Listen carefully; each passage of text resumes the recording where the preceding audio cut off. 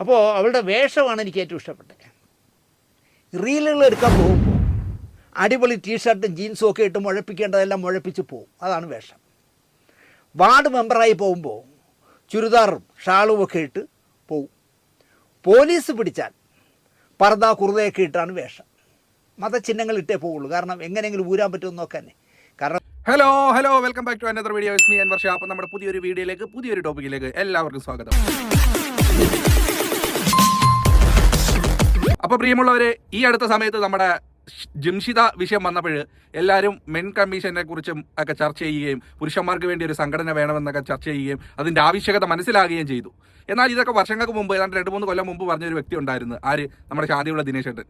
പുള്ളി അന്ന് എല്ലാവരും കളിയാക്കുകയും ഇടിക്കുകയൊക്കെ ചെയ്തു. എന്നാൽ ഇന്ന് അതിൻ്റെ ആവശ്യകത മനസ്സിലായി, വർഷങ്ങൾക്ക് ഇപ്പുറം. കാര്യം എന്താ? അങ്ങനത്തെ ഒരു സംഭവം നടന്നിരിക്കുന്നു. ഇവിടെ സ്ത്രീക്ക് പരിരക്ഷ ലഭിക്കുന്നത് പോലെ തന്നെ പുരുഷനും പരിരക്ഷ കിട്ടണം. രണ്ടുപേർക്കും തുല്യ പ്രാധാന്യം കിട്ടണം എന്നാണ് എൻ്റെ അഭിപ്രായം. അതുകൊണ്ട് നാളെ ഇനി ഒരാൾ ഇതുപോലെ ബലിയാടാവാൻ പാടില്ല. ഈ ഒരു വിഷയത്തിൽ ഈ ശാന്തിയുള്ള ദിനേശേട്ടൻ തന്നെ പ്രതികരിക്കുന്ന ഒരു വീഡിയോ ഞാൻ കണ്ടു.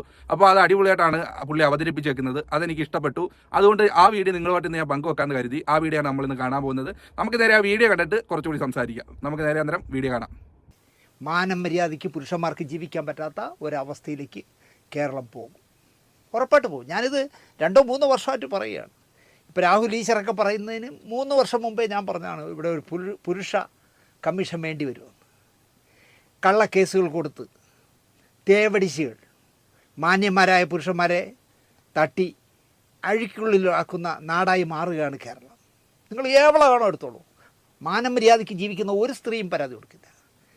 അല്ലവല്ലാതെ ഒരു ചെറുപ്പക്കാരൻ മരിച്ചപ്പോൾ ഒരു കൂതറ ഒരു പെണ്ണ് പറഞ്ഞു കേട്ടില്ലേ? അവൻ ചാവേണ്ടവൻ തന്നെ. എത്രയോ പെണ്ണുങ്ങൾ മരിച്ചു, ഇനി അപ്പോൾ അവനും ചാവട്ടെന്ന്. ഇവക്കൊക്കെ ചാക്കാലം ഇല്ലല്ലോ എന്നാണ് ഞാൻ ആലോചിക്കുന്നത്.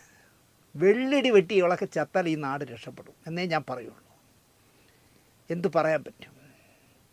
എന്തിനും ഏതിനും സ്ത്രീപക്ഷ നിലപാടെടുത്ത് ഉമ്മാക്കി കാണിച്ച് കുറേ കുലസ്ത്രീകളെ എന്തും കാണിക്കാൻ അഴിച്ചുവിടുന്ന സംസ്ഥാനമായി മാറുകയാണ് നമ്മുടെ കേരളം. ഈ പറഞ്ഞതിനർത്ഥം ആണുങ്ങളെല്ലാം മര്യാദരാമന്മാരായ നല്ലവരാണ് എന്ന അർത്ഥത്തിലല്ല. അലവലാദികളെന്നല്ലേ വിളിക്കാൻ പറ്റൂ. ഞാൻ പറയാൻ വന്നത് അഴിച്ചുവിട്ട കുറേ സ്ത്രീകൾ കാണിക്കുന്ന പരാക്രമങ്ങളെക്കുറിച്ചാണ്. ഇപ്പോൾ റീലെടുക്കലാണല്ലോ ഈ നാട്ടിലെ മുഖ്യ കലാപരിപാടി. കല്യാണത്തിന് റീല്, പെലോളിക്ക് റീല്, മരണത്തിന് റീല്, സഞ്ചാരത്തിന് റീല്, സർവത്ര റീലെടുക്കലാണ്. അതിലിപ്പോൾ ഏറിയ പങ്കും സ്ത്രീകളാണ്. വേറെ പണിയൊന്നുമില്ലല്ലോ. അങ്ങനെ റീലെടുക്കാൻ ഒരു ചെറുപ്പക്കാരനെ പെണ്ണുപിടിയനാക്കി ചിത്രീകരിച്ച് അതിൽ മനം തൊന്ത് ആ യുവാവ് ആത്മഹത്യ ചെയ്തു. അയാളെയും ഞാൻ അംഗീകരിക്കില്ല. കാരണം ആത്മഹത്യ ചെയ്യുന്നതിന് മുമ്പ് എൻ്റെ വീട്ടിൽ അമ്മയടക്കം തന്നെ കാത്തിരിക്കുന്നു എന്ന ബോധമുണ്ടെങ്കിൽ തെറ്റ് ചെയ്യാത്ത എന്നെ നീ ചെയ്യൂ എന്ന് പറഞ്ഞ് അവളുടെ പേരിൽ സൈബർ കേസ് കൊടുക്കുകയല്ലേ ചെയ്യേണ്ടിയിരുന്നത്. പകരം ചാകാൻ പോയാൽ എന്താ പറയുക? ചിലപ്പോൾ എല്ലാവർക്കും നമ്മളെപ്പോലെയൊക്കെ കയറി എതിർത്ത് നിൽക്കാൻ പറ്റില്ലായിരിക്കും.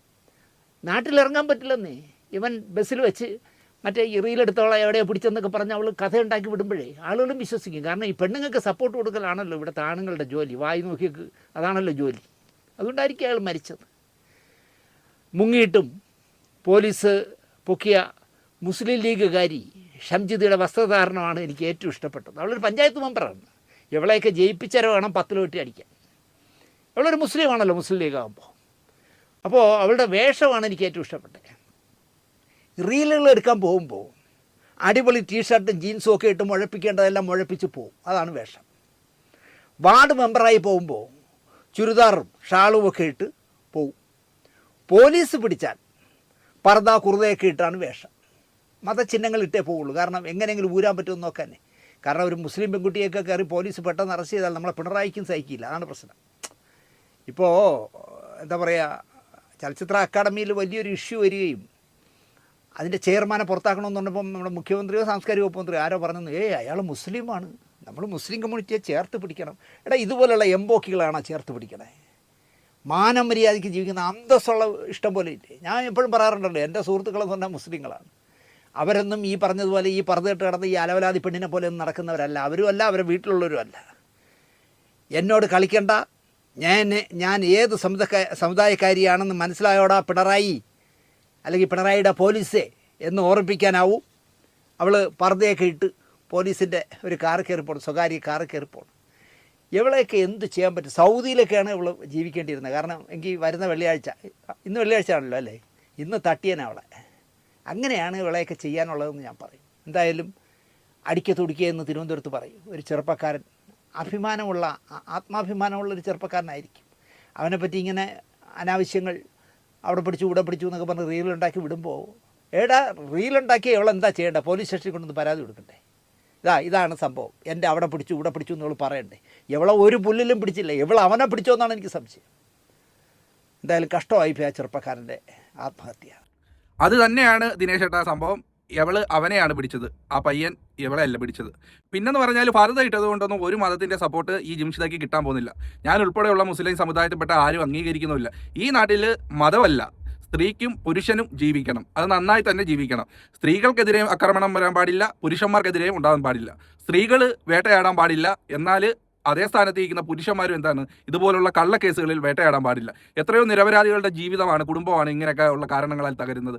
ഇനിയെങ്കിലും അതിന് ഒരു അറുതി നമ്മുടെ നാട്ടിൽ ഉണ്ടാകണം.